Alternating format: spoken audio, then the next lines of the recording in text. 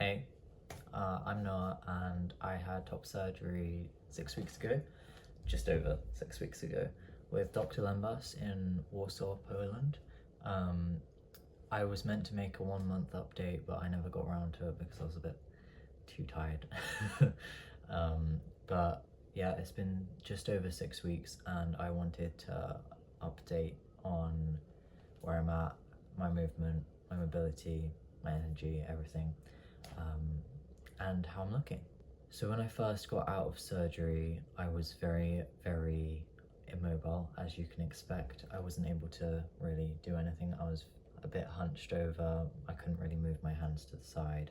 It was very restricted. Throughout the first week, I was able to go on little walks, quite short walks, but little ones that I went more frequently each day.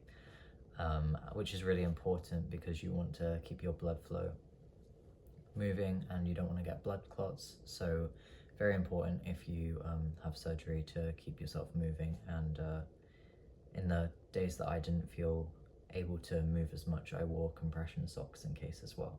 So now that I'm 6 weeks post-op, I've been able to go out on long walks, like back at my 10k walks, and at a relatively good pace, like a fast, brisk pace. I'm cleared to run, I'm cleared to do exercise now, but I'm being careful. I don't want to go and stretch my scars yet. I haven't decided to do any working out or any running yet because I want to give my scars some extra time to heal before I go and put strain on them. But what I have been doing, besides the walking every day, is I've been doing some armless yoga, and I've been doing that since the maybe 5 week mark, and that will just like include things for my hamstrings and my spine, and my hips specifically, because you have to use a lot of hip mobility as when you have no arms, when you're getting up and down, and I don't want to go and get myself quite tight in those areas. So I've been doing a lot of, when I say a lot, like maybe 10 minutes a day, and before surgery I was doing about half an hour to an hour's yoga every day. So I do advise that because you can get yourself in a really good place for after surgery. Like when I came out of surgery, I wasn't anywhere near as hunched as I thought I was going to be, but I was still very hunched compared to usual. When I hit the 7 week mark or the 8 week mark, I'm planning on doing wall crawls to start introducing my weight being put on my arms again. So just like crawling up the wall with my arms, because I can actually reach forwards now and to my side and below me as well. I'm not putting my arms above my shoulder level ever. My elbows never go above there because I don't want to cause any tension that I don't need to on my scars while they're this fresh. So for the first like few weeks, and I did want to talk about this, you have to sleep on your back and at an incline as well.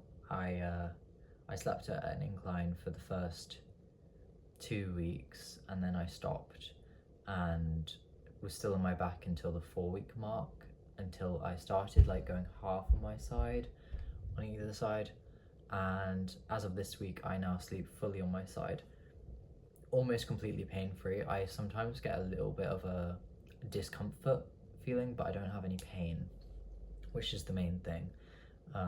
So all in all, feels so much better than sleeping on your back. My sleep is quite confusing because before surgery I had insomnia quite bad, and then since surgery my insomnia has kind of gotten a bit better, and I think that that's both due to the physical trauma that's happened to my body, but also the fact that I have relief now and there's going to be less negativity in my head at night. But I'm still not having enough sleep, if you get what I mean. I'm just sleeping a lot better than I was before. I did actually sleep quite well last night, so my brain's not quite as foggy. But I wanted to talk about energy next, which brings into brain fog, because since surgery, the first couple of weeks, I had such a foggy head. Like, I couldn't think of things that I wanted to say. I couldn't like form sentences very well. Reading was really hard because I was trying to read, but it was so tough because I just didn't have that attention span. But physical energy, you're going to be so incredibly tired, and I've been more tired than I prepared myself for. I was so exhausted, and I still am. But since being back from Poland, which I got back from Poland on the 2.5 week mark, I have been even more tired than when I was there, and I think that's because I've actually been able to give myself the proper time to rest and not worry about the fact that I have to travel back home. But you do stay, I did stay in Poland for 2 weeks, so I had time to have that initial bit of healing so that I had enough strength to travel home. But next I want to talk about sensation, and I hope you can see this. So sensation. Sensation's a little bit weird at the moment.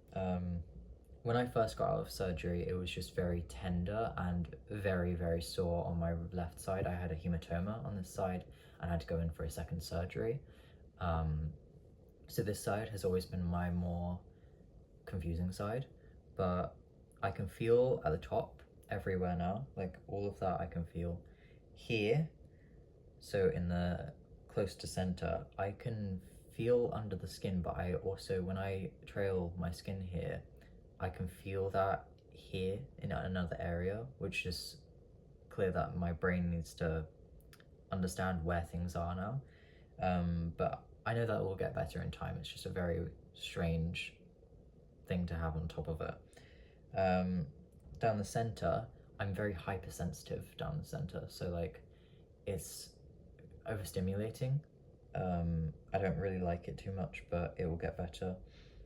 If my incisions look shiny right now, I've got some scar care on them. On the incisions, I, funnily enough, do feel most of the incision. Lightly, but like I massage them every day, which I'll get into. So where I really can't feel is under my armpit, not in my armpit, but like under my armpit, around my back, on my left side. I can't feel any of that, not like even pressing down really. Whereas on my right, I can feel all of that just fine. I can feel it on the surface of my skin as well. My nipples, I can't feel as I touched, like if I trail over them, but if I press them, I can feel under the skin.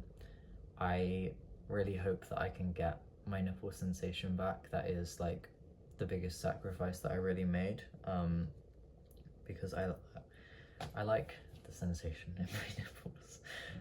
Hopefully I get some of that back, even just a little bit. I'm finding it weird to not be able to even feel, but even as I do this, I can feel this so much more than just 2 weeks ago, and I know that my nerves are going to reconnect and change. And since day one of recovery, I've had little zaps and twinges, and that was definitely like nerve reconnecting. I used to have them so frequently throughout the day, whereas now I only get a couple a day.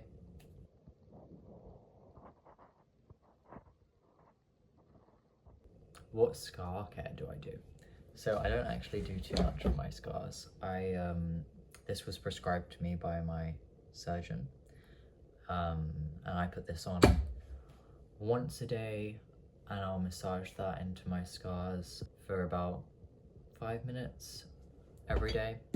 And then I also use silicone scar tape. This is just from Superdrug. I was using some branded scar tape, but I haven't been able to get any more in the post yet. I use coconut oil on my nipples to keep them hydrated and so that they don't dry out, and I put a little bit of that on my drain holes as well, the scars from my drains.